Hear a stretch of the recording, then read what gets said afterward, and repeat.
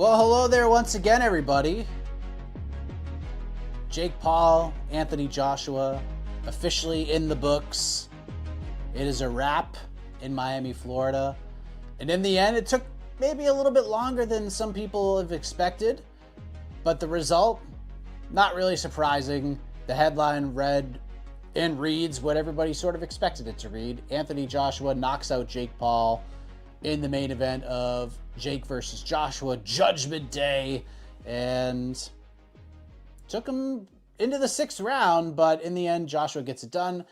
Jake Paul says he has a broken jaw. More on that coming up, but thank you for joining us once again. We're just coming off the watch party. I am Mike Heck, and joining me to react to the card we just witnessed, the main event we just watched from MMAfighting.com, there he is, the one and only Jed Meshew. Haven't seen you in a hot minute. The Santa hat has remained on, Jed. Respect.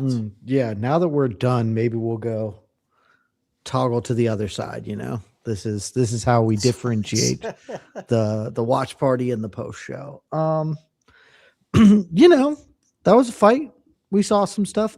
Mike, I've polled my friends because I wanted to see what the non-MMA community is talking about. Love you all the viewers with us on YouTube, Facebook, Twitch. We love all of you. But you're here probably a combat sports fan, right? Like you're probably an MMA fan, maybe even a boxing fan. My friends do not care about combat sports. Some of them tuned in tonight. So I did a little impromptu poll in our group chat and was like, tell me your thoughts. And I'll give you 2, 1, 3 on a scale of boxing, 5 on a scale of entertainment, 10 on a scale of schadenfreude. And another friend, 1 in boxing, 10 in self-loathing for watching that. So mixed reviews is what I would say from the casual observer of this. They were all very disappointed that Jake Paul very clearly did not want to fight. But they did like that the action sort of ramped up at the end and that it wasn't like a total waste of time because they did get, they got to see the execution. You don't go to a public execution and, the guillotine doesn't work and now we're all just standing there. They did get to see the finish. So I think everybody at least is happy with the ending, even if the process to get there was maybe not what all were hoping for. Yeah, I think that's like a fair assessment overall. It doesn't seem like a lot of people are like truly thrilled with the fight and the event in general, honestly. Anderson Silva is by far the most valuable player of this event. Put the boots to poor Tyron Woodley. It was just a weird card, man. Like I didn't watch really any of the prelims. I saw the clip of the knockout in the first fight. I thought Jamal Harvey looked great in his fight, but he fought a dude that like had nothing for him and didn't get a finish. Anderson Silva, certainly the most impressive performance of the evening. Yeah, but Anderson Silva just doing the fake knee into an uppercut obliteration was insane. And the co-main event, unfortunately, just like it just took so much out of like anybody watching it. And this is not like dumping on them. It's just what it was. Like the card placement of that fight was just not great. They should have put Silva in the co-main event. Like I think everything would have been a little bit more easily digestible. It very much would have been better. And then we get to the main event, which took forever to get to. It just seemed like everything took forever to get to. And then the fight happened, and it's just like Jake ran a whole bunch, and which is smart. Like you don't want to get in there and start hockey fighting that dude. He ran around. Joshua couldn't really hit him that hard, and then eventually Jake got tired. But to Joshua's credit, like this is what he said the whole week. It even said it to Ariel in that very, as somebody pointed in the comments, intimate interview at the end. Weird. Because Ariel asked him, he's like, "Are you disappointed in knockabout sooner?" He goes, "This is exactly what I said was going to happen. Like he's going to run. I have to corner him. I have to wear him out, and then I'm going to get him out of there." He goes, "I just said exactly what I did," and that's what happened. And in the end, the people got what they wanted. Jed, Jake Paul got knocked out. His reaction was hilarious of getting hit very really hard good. by a guy who hits really hard. And then he says he got a broken jaw. I mean, if you're a detractor of Jake Paul, he got knocked out in a fight and he got a broken jaw. What more could you ask for, I guess? I've been thinking about this a lot over the last 3 minutes of trying to get my thoughts about this fight, Mike. And what I've settled on is the old saying that a compromise is where nobody's happy. It's kind of what we got here, right? We're like, nobody's thrilled, but everybody kind of leaves this feeling happy, right? Like the detractors, the people who want to see Jake Paul suffer and fail, got to, because if we can be honest, it's a safe space here, you, me, and a bunch of our friends, We're all friends. that Jake Paul did not have any level of success in that fight in like a meaningful way. He had success in that he didn't die, but like he was not engaged in a boxing match. He was engaged in survival. And so the detractors can accurately look at that fight and be like, that dude wasn't fighting. And then he got knocked out and his jaw broken. And they can take, it's not him getting Francis Ngannou stretchered in 2 rounds, but you can still experience that schadenfreude in a good way for you. Jake Paul and his supporters can leave this and go, you can put on the rose-colored glasses and say, Jake survived longer than Francis Ngannou. Jake was vastly overmatched in every capacity, and he competed. Jake didn't get knocked out cold. You can find the things to moral victory it for him. And Netflix is certainly happy because they got a whole lot of people tuning in. Everybody got paid a lot of money. This feels like a good outcome for all parties. Not a great outcome for any party. Nobody loves this. Like, it's not the perfect outcome for anybody, but it is a happy medium for most parties watching this or competing in this. And so there's some of that there that's like, yeah, that feels like this could have gone worse, could have gone better, but that would have been polarizing. And so we found a compromise. And I mean, we're already seeing some of it in the chat. Of course, this will always be a thing that follows Jake Paul for no real reason other than the circumstances. But like, people will look at that and be like, oh yeah, this was rigged. This was a plan to make this fight go longer. And I don't think that's true. I think that's just, this fight happened the way it was going to happen because Jake wasn't going to engage. And so it was going to go on a little longer, but that's okay. Yeah, I mean, it is what it is. Like, I don't know what people were expecting here, I guess. Like, what were you expecting? They were expecting Jake to fight and get knocked out. And that, I think, is foolish. Yeah, I mean, the second your mind should have changed in that thought process was when they said, by the way, it's a 22 by 22 ring. We knew what was going to happen. Mm-hmm. Jake was going to run. Anthony Joshua, they both told you all week what was going to happen. Jake said, I'm going to keep moving around. I'm going to make him tired because he's going to keep swinging and missing because he'll be running around the damn ring. And Anthony's like, yeah, he's going to be running around the ring. And eventually I'm going to get him. And I'm going to get him tired. I'm going to wear him out. I'm going to chip away at him. And then I'm going to knock him out. Like, this is exactly what both guys said was going to happen. So, this is also for the people who think it's rigged. And I understand the inclination. I think it's foolish, but I understand the inclination. My guess is you don't watch a lot of boxing in general. And the reality is this is not rigged. Like, they didn't have to collude and be like, backroom deals where we say that where Jake and I have a handshake agreement that I won't start trying until the 5th round. It's like, no, it's hard to fight somebody who doesn't want to fight you. It's really, really difficult. I encourage you, go try to fight somebody. And if they don't want to fight you, it is going to be difficult to engage in a fist fight with them. And Jake was not trying to fight him. And so it's hard. And there's no incentive for Anthony Joshua to run after him like a cartoon character. Like, he can just slowly walk like the Terminator and eventually it will happen. And elite level boxers are always much more patient. I think part of it, honestly, is the differences between MMA and boxing, and certainly fighters, because when you get a fighter hurt in MMA, it really does behoove you to pounce, like jump on them and get them out of there. People do it less in boxing in general because they get time to recover. So it's not as like, oh, if I just spam my hands, the ref will intervene, right? But like this happens all the time where, okay, I've got the guy where I want him. The KO will come. I don't have to force it. And it did. And it would have come earlier. If Jake Paul had met him in the middle and thrown down, it would have come down the moment he did that. But he didn't. And so we got a longer fight. Yeah. I also don't think AJ was like really trying because he didn't have to. You don't have like, I use this analogy on the watch party. If you're fighting like your son or whatever, you don't have to try to beat him.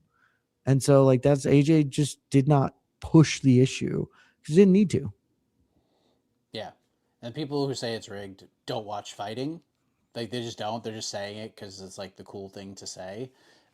Because it is truly the stupidest thing in the world to say that something is rigged or staged or anything of that nature. Just do your fucking homework. Like honestly, go Google what happens if you are caught rigging a fight. And then tell me like if those guys would be the stupidest people on planet Earth to rig a Buyer, fight. it's legitimate because he is trying. He's not trying his hardest. Have you ever done any sport and you know there's a difference between going 100% and 50? Like he's still competing and he still knocked him out. Like if this had gone to a decision, okay, like I I don't want to give this too much because I do think a lot of this is just trolling to troll. It's exactly what it is. Anybody But saying like, that is trolling just to troll. yeah, but it's just like he got the knockout, and because he didn't do it in 4 seconds, which he didn't even promise, is just like whatever. You could knock him if he was like, I'm going to kill him in the first 23 seconds. But he didn't. So it's just like, yeah, he got the knockout in a fight that Jake Paul was not competitive in whatsoever. But like the same shit happens. People don't watch boxing, and so it's happened when like Connor did what really this well is. against Floyd. It's like, no, he didn't. He lost every round by a lot. Yeah. The things that I'm seeing are just the most ridiculous things I've ever seen. Yeah, I mean, lazy. I'm letting them. I'm letting the trolls have their day, but the wrench will come out if we keep someone being got very silly about it. I penalty box somebody Did when you? you're the spamming.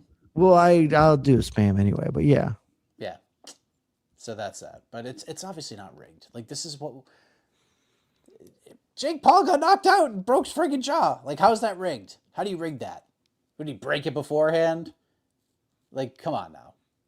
Buyer, I gave you an explanation of trying. I don't think you're being an asshole, but if you've ever done not even a sport, but literally anything, you know that there are levels of effort you can put into something. I do not believe AJ approached this fight in training or in the fight as if he was fighting Tyson Fury, because why would he? He's not. But he wasn't totally like, he wasn't carrying Jake Paul, because carrying implies that he is actively not seeking to hurt him, right? Like he is, oh, here's an opportunity and I'm not going to hurt him. Jake ran away from him for 4 full rounds and then started actively diving at his feet. If he was trying not to hurt Jake Paul, he wouldn't have Jake Paul up like he did in the end. It's just not all fights are movie fights. Most fights aren't John Wick where you punch a dude and he dies. It's just not what happens. The referee was bad. I will say. The referee was terrible. That's horrific. absolutely bad. Absolutely horrific. He was bad. We needed the woman who was in the co-main event to ref these fights, but it is what it is. Like no matter what happens in a Jake Paul fight, the vast majority of people are not going to be happy anyways. So I mean, that's what it all comes down to. If Jake Paul got his jaw broken, which we don't know, he said that he might not have. Like it's possible he didn't. Also, if you watch that replay, it's totally possible he did get his jaw broken. Yeah. If I was gonna rig a fight, I wouldn't rig it so I got my jaw broken right before Christmas. or I wouldn't rig it to lose. I mean, sometimes you got to rig it to lose, sure. I wouldn't rig it so I got my jaw broken before I got to have Christmas ham with my family. That doesn't sound fun. I personally would love to eat my Christmas dinner with my family and chew my food and not have pumpkin pie put into a blender and then drink it through a straw because I got my jaw broken. So if this was rigged, it wasn't. It was not rigged. They did a really bad job of it because you should rig a fight where you don't break your jaw.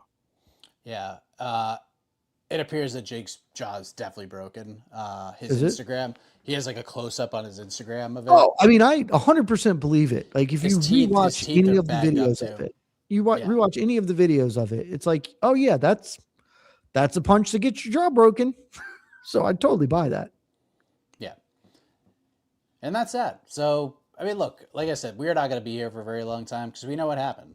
Anthony Joshua like literally said exactly what he said he was going to do, and he did it. It was a bigger ring, which I'm sure most people who said it ring didn't even know. So like once you heard the ring was 22 by 22, it wrote exactly what this fight was going to look like. Like Jake was going to run, Anthony was going to try to catch him, and then he did. Like oh, it's an NSF for work picture. Got it. Now I'm looking it up. yeah, it's pretty nice. I don't care about this. Stop it. Stop. Leave me alone. Oh, yeah, that's 100%. Yeah. That 100%. I mean, I guess technically maybe his jaw's not broken and just like that chunk of teeth got broken, but like his jaw broke. Yeah, 100%. He got punched in the face by Anthony Joshua. Honestly, for all the stuff that we talked about being rigged, like credit to Jake Paul, his post solved it. Rigged and then just showed the clip. Like, yeah, no. If you're gonna rig the fight, you'd rig it so you don't wire your jaw shut. Like, Mike, I don't know if you know this. Robert Whitaker versus Hamza Chimaev, rigged. Oh, rigged. Yes. Yep. Chimaev, Rob just needed some dental work, so they drew that fight up so he would have his whole face jacked up. And we had to get Hamza into a title fight. So we had to make sure it happened. If he was carrying him and then going to finish him in the fifth, Jake would have just sat down on a body shot and we would have been out of there. Not what happened. Yeah. Props to Jake Paul. I mean, stepped in there, he truly dared to be great. It did not go well for him. I refuse to accept that. But he did go in there and he tried. He went in there and tried. Jake Paul did not dare to be great. Jake Paul was not trying to win this fight. He was never going to win this fight. I do give Jake Paul credit for many things. What Jake Paul dared to be was paid. Jake dared to get paid, and he did. He got paid a handsome sum to get knocked out. And breaking your jaw ain't the worst thing when you got $50 million to cover that medical bill. I'm sure you're going to be okay. But I will absolutely give Jake Paul credit for a couple of things. His game plan was silly, but it worked. It takes bravery. Like it takes courage to go to a fight you know you are going to lose. It is an underrated thing. And I frankly think, like, I personally would have been more moved by the buildup if Jake had just said that. There's like, there's a difference. I think it's a Harry Potter line. There's a difference between walking to the gallows, being dragged to the gallows, and walking with your head held high. Jake knew he was going to lose. And, think back in your own lives to when you were in school and the bully called you out for the playground after school, and you're going to lose, and you still go because that's what happened. That's what Jake did. And he did it for a lot of money. We don't need to discredit that, but it still takes bravery to do that. I respect the fact that he did not change his energy. Right before he got knocked out, he was mugging at Anthony Joshua. If you're going to be that way in the good times and the bad. So I do respect that. And frankly, I got respect for that chin, because I don't think I'd be conscious if I ate that right hand from Anthony Joshua, and Jake Paul is. So good on him. Whatever that means to him, he accomplished more than I expected of him, certainly. Even I had low expectations of this, but give him a shout out for walking into it. But I'm not going to say he dared to be great. Yeah, paid a lot of money to get knocked out. That's fair. I'll give you that. Well, that's that. Anthony Joshua should be fighting Tyson Fury next and nobody else. And Tyson Fury should be fighting Anthony Joshua and nobody else. But you know It what they're seems going to do. likely. They're going to screw it up. They're going to give them both separate fights. One of them's probably going to lose, and then they'll just won't fight each other because it's absolutely ridiculous and dumb and stupid how boxing does this. But that's probably what's going to happen. They're going to Riyadh season this shit up. Ring's going to do a bunch of, and Turkey's going to risk it for the biscuit, and then someone's going to lose, and then that fight will never happen, and people are going to be friggin' pissed off about it. What is next for Jake Paul, Jed? What would you like to see there? I mean, his jaw's busted. He's going to be out for a hot minute. Fair. I think he's going to go back to the influencer circle. I know he said he was going to be cruiserweight champion of the world or whatever. That's obviously silly and not going to happen. That's, an ambitious idea that's not on the table, but there are a lot of other things that are. He can do the influencer scene again. He can just, Darren Till's out there. Nate Diaz again was pitched, Torrey Masvidal. There's stuff out there that could be done. I don't know his appetite. I think now would frankly be the perfect time for them to finally do KSI. Because Jake will win. That will be big. It will be a good rebound fight for him. People will care. And then I think the next target for a long time, the idea was obviously to fight Conor McGregor. I think that's probably gone, right? Like that always seemed like the end road, and that's no longer there. But I gotta tell you, I still don't think it would go well for him. Very clearly do not. I think you can sell it now and build towards Jake versus Francis. I think that has more legs after this, even if it's silly and Francis will still very likely win. I think you can pitch that. And so that's not next, but I think that's the next big game. That's the next thing to build to is Jake versus Francis. But like Tommy Fury again, KSI, if I was in charge of it, now we do KSI. And then Tommy Fury, and then Francis. That would be my lineup for them. I just think Francis is just not part of this conversation anymore. One, because the name doesn't bring as much juice as it did 2 years ago. And two, they gave Francis the chance to take this fight, and he not only publicly turned it down, he was like, how dare you even offer me this fight? So if I'm Jake, I'm just like, fuck this guy. I ain't offered him anything. But here's what I would say. I think that fight's big, though. Do you? I don't. I do. I mean, it's you get the same. You get the same optics with AJ, only you get to say UFC heavyweight champion of the world, baddest man on the planet. Like, I don't know. Francis is probably as known in America as AJ is, frankly. And that's not next. That's the next thing you build to. I really think that's business for them. Well, let's see. Francis needs to do something. Well, yeah. Again, and he's probably going to fight in PFL in spring against Vadim Nemkov, which a fight he may lose, and then that takes away from this as well. But here's what I would do if I was Jake Paul, Jed. You know what I love to say about people who kind of overstay their welcome? We can't miss you if you don't leave. If I'm Jake Paul, I don't fight in 2026 at all. I take the whole year off. I still am out. I don't think so. I don't think this is what I would do if I was his team right now. Focus on building the brand. Obviously, be the face of the promotion when you do the Amanda Serrano fights and all that stuff.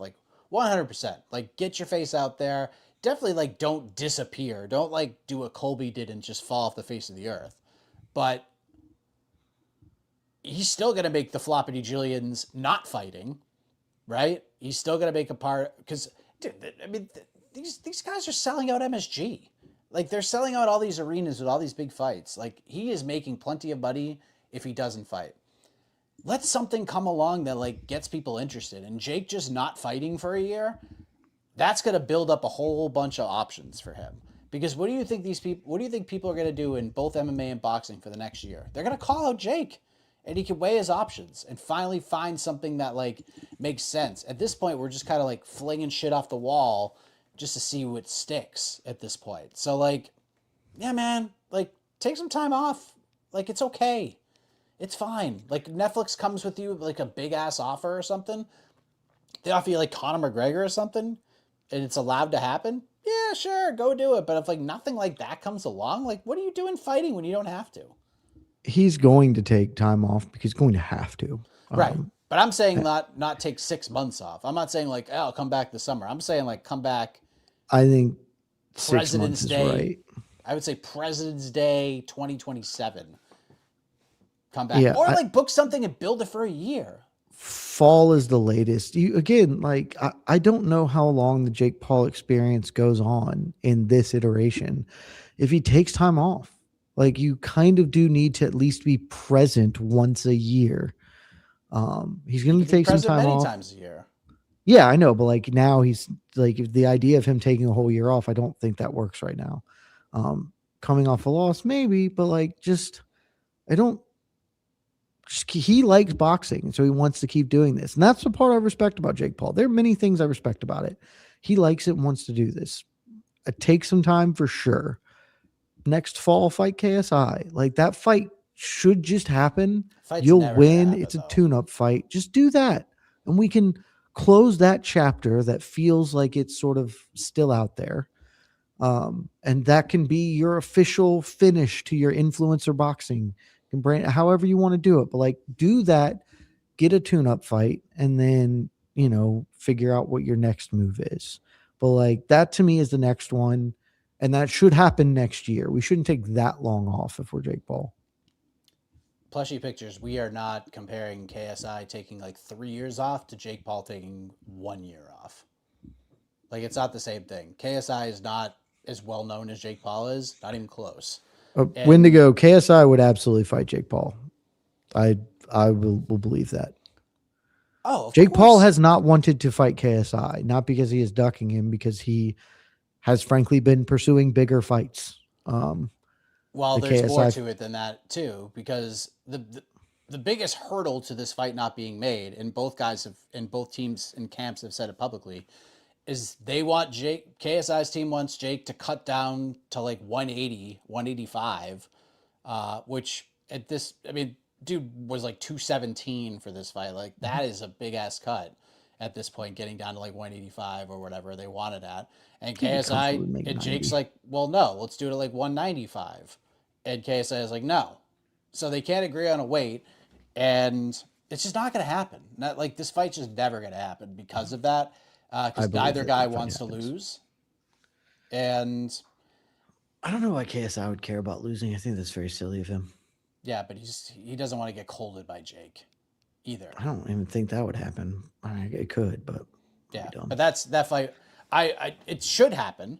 That'd be the smart fight for both guys. But it's never going to happen. If it's fucking Tate, if it's Andrew Tate, that would make me so sad. No way. Somebody commented that and was like, honestly, it's not a 0%er. The issue I have for Jay is like, I don't know what fights are big, and maybe he doesn't care. He did do the phase where he fought. That's what I'm saying. That's why he should take time off and let something build for him. I think taking a year off would be bad. Straight up, just think that would be bad. I think you have to compete. You don't have to compete in 6 months, but like he needs to fight at least once next year. December. And that's a year off. Don't do that. Fight in the fall. He doesn't need to fight though. I agree. If I'm Jake Paul, I'm retiring. I'm not taking brain trauma. I'm going. But he likes fighting. He wants to fight. Like that. I believe that to be true. Everything else he says, I think, is mostly a lie. I believe that he likes this because it is hard to do something if you don't like it that much. So he wants to fight. And like if he didn't, he would never have fought the two random pro boxers. Like those were meaningless for him. But he likes fighting, and he thought it was helping his growth and development or whatever. And so fight somebody in the fall, Maybe he takes a huge step back and it is, a pro boxer or whatever. But I'm trying to think of fights that would feel big, because it seems like he is with Netflix now. And that changes the equation, right? Because Netflix is not going to want to watch him fight Joe Plummer. So then it's got to be, who will Netflix want to see you fight? And Well, like that is a small group. the Chavez fight wasn't on Netflix. Was it not? No, it was on DAZN.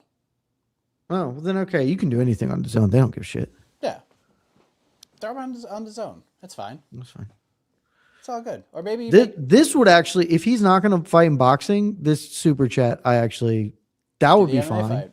Yeah, I don't see that's actually not a bad idea. That would be a good idea. That's not a bad idea. And this whole notion that he has to fight Nate Diaz or somebody of that ilk, No, that's silly. just go fight anybody. Like, literally, just go fight anybody. But, yeah.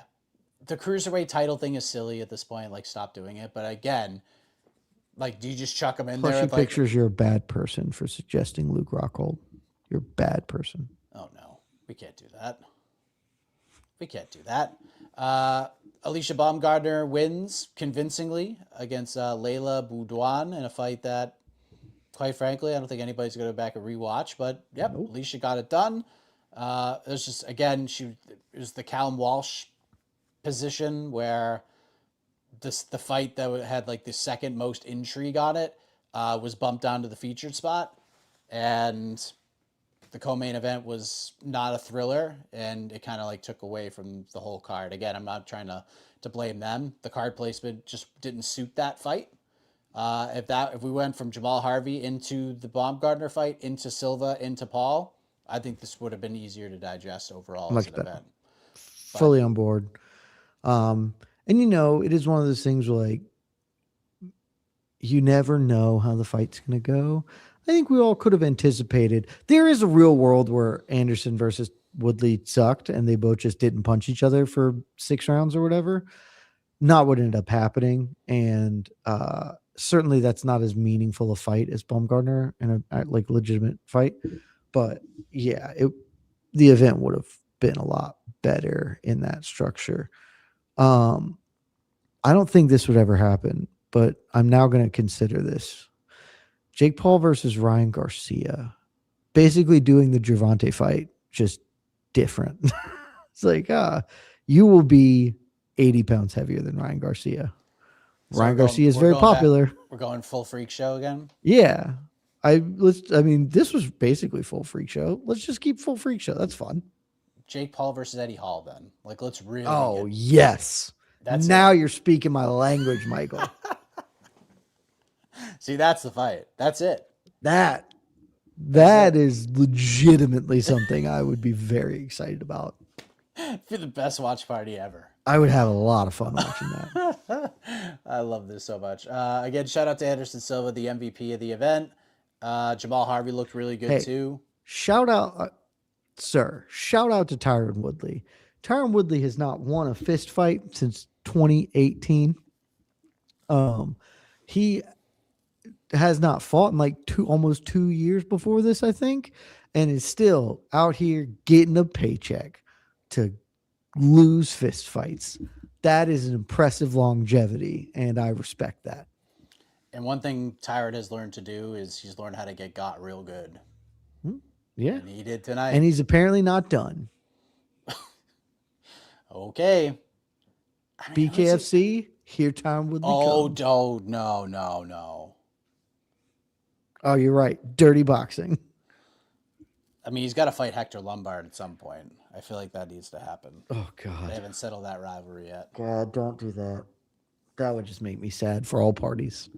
All right. Let's talk to the peeps for a little bit before we get the hell out of here. What are your payouts on the over? I didn't bet the over. Oh, our title does have a misspelling. What title? The title of this post, which says Jake Paui. Paui.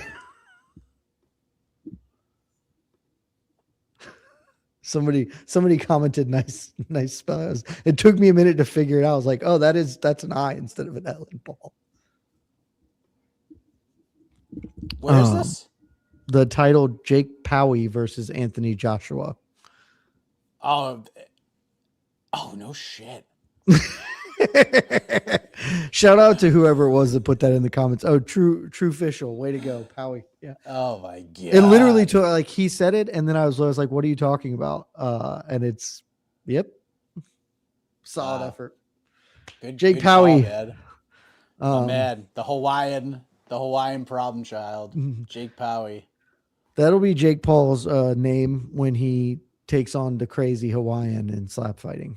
Yeah. Or what is it? Power slap, not slap fighting. Yeah. You and I did. I mean, we didn't bet the over. No, I just straight up we bet big Anthony on Joshua. Anthony Joshua. I had like a fun one that actually like. It was really close. I felt like very close. It was very close. If I went, there just wasn't a knockdown before. The sprinkle bet was Joshua knocks Paul down in round 4 and finishes him in round 5. That was plus 2,700. It was just like a fun one if it went long. So like it was edge of your seat stuff for 6 minutes, or actually 3 because there wasn't a knockdown. Yeah, that's pretty good, man. No, I almost bet AJ by KO because it was like minus 350, and then I was like, I just don't care. I'm like, because I did think there was a world where he might actually stone cold carry him, and that was obviously silly. He wasn't ever really going to do that because that would have looked bad for him, I think. Yeah, 100%. But yeah, that was the easiest bet of my entire life. I was astonished it was minus 800. Lazy Bet suggests, how about Paul to Real American Freestyle after all the takedown attempts? That was the part that was legitimately crazy, because like he wasn't even pretending. Like you can do a clinch and like a really duck down, but he was like at one point he straight up dove like he shot a double. He cheated the whole fight. Yeah, it was. They probably. I think the ref only scored 2 knockdowns in that fight. Like the one that ended it. I think he scored another one or 2 in the previous round, or right before it. So I guess 3 knockdowns total. I think there were like 5. Because like Jake would get hit and fall down because he was diving, and the ref kept being like, "Stop pushing him, AJ Burr." Apparently, Nikisa Badarian at the post-fight press conference said the only reason Jake Paul lost was because he was the smaller fighter. Sure. That's the only reason he lost. Not because that he seemingly saying that he was the better boxer than Anthony Joshua. He just lost because he was outsized. Look, the only reason I lost is I didn't score as many points as my opponents on prop quiz. That's one. I don't know. He's a promoter. He's going to say stuff. You can't credibly draw that conclusion from the fight anyway. But also, like this isn't. If I had wheels, I'd be a wagon. You know, like he is smaller. You knew that when you took the fight. Like this, he didn't show up and he was like, "Oh, I thought I was fighting 14-year-old Anthony Joshua. He's grown quite large." You knew what you were doing.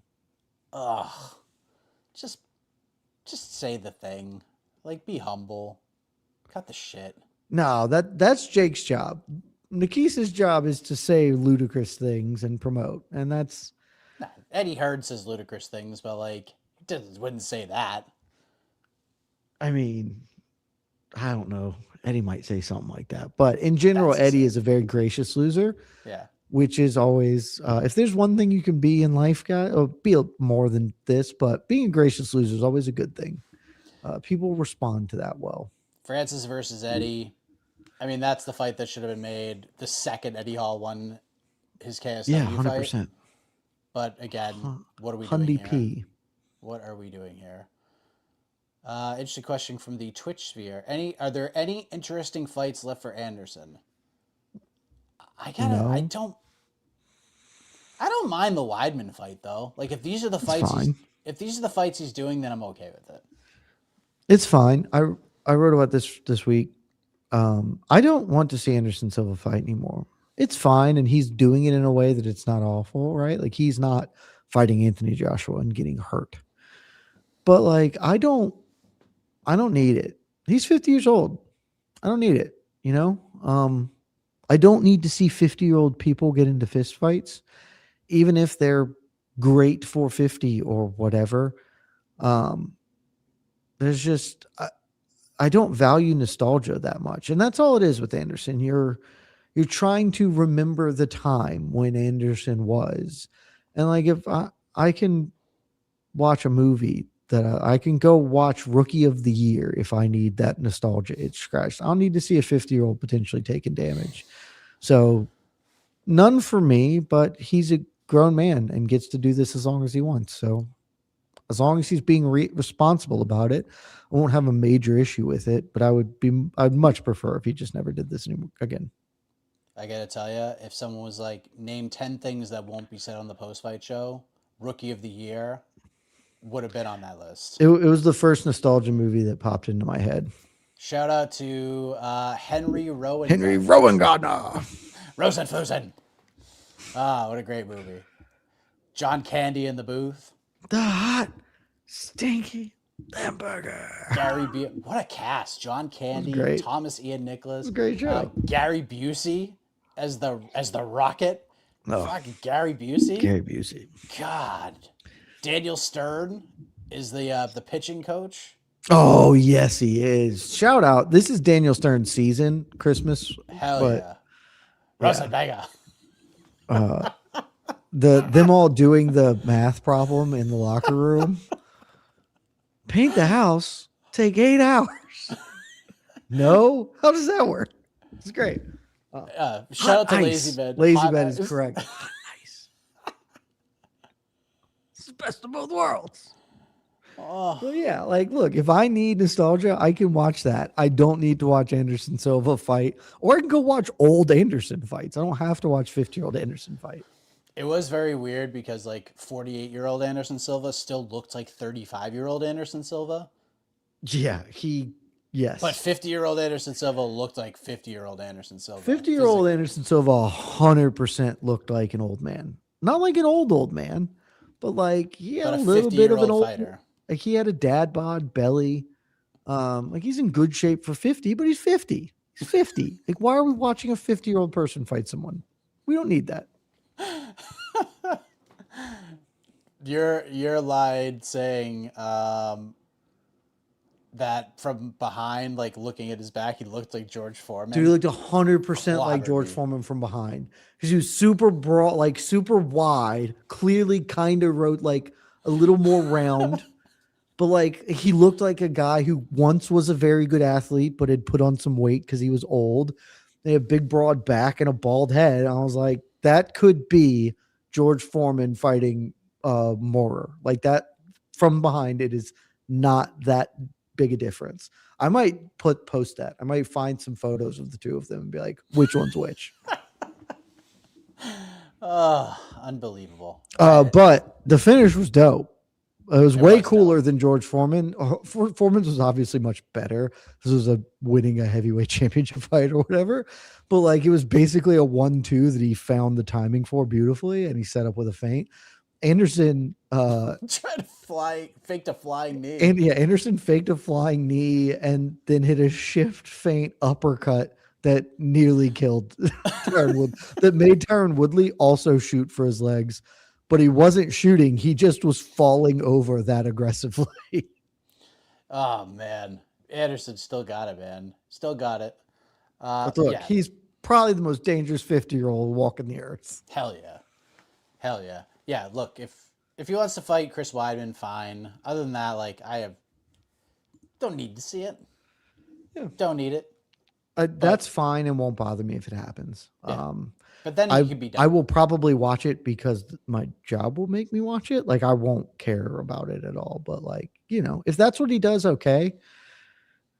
He seems very happy, and that's what matters most. He is a delight. He is loving his post UFC career. He seems to have so much fun with it, and that's great. Yeah.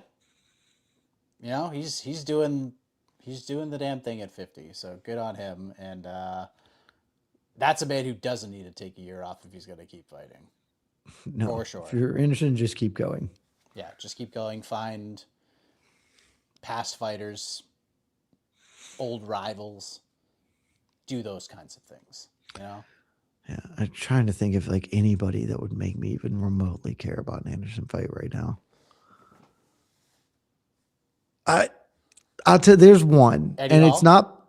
No, I'm well, kind of, but no, and it's not even that I think this would be bad and should not happen, Oh boy. but and I would probably watch it and be a little bit concerned, but maybe not because they're both just old. The only nostalgia trigger that would get even an inkling of something out of me is a Roy Jones Jr. fight. Oh.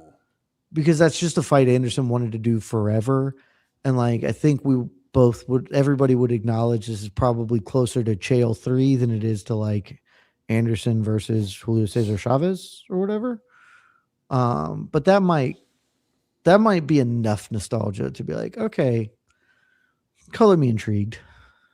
Yeah. Anything else? Anything else?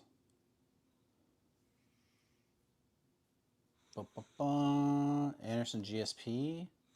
Yoel Boxing Romero match? versus Jake Paul. That's the fight. Yoel's got a pretty packed up dance card these days. He's RAF the tomorrow. GOAT. RAF tomorrow, and then he's doing BKFC against Lorenzo Hunt. Yeah, Right? the GOAT. Let's go. That might be the weirdest fight ever made. Yeah, it's literally every Yoel fight is super weird because it's weird that he's still doing this. The fight itself will probably be super weird. Yoel's just a curious fella. He sure I love is. him a lot. He also might be like 60. Like he's Cuban. I don't know if he's actually like 43 or whatever his age is, but he's awesome. I love Yoel the most. My favorite part about the BKFC press conference, there was very little I liked about it, but the one part I really did like was Yoel Romero had the longest answer in BKFC press conference history because he would say something, the translator would translate it, and then he would just grab the mic back and keep saying things, and then the translator would say it, and you would think he'd be done, but they just kept pulling the mic back and kept talking. And then eventually Lorenzo Hunt tried to interrupt him to try to build something up, and Yoel Romero like completely ignored him and just kept talking for like another 5 minutes. It was unbelievable. Truly unbelievable stuff from Yoel Romero. So what about Mike Tyson versus Anderson Silva? No, thank you. Okay. Mike Tyson had a medical episode. Yeah. He shouldn't have fought Jake. We rolled the dice once and it didn't come up terrible. We're good. I'm good. Vitor versus Yoel in dirty boxing. It's kind of fun. That is pretty good.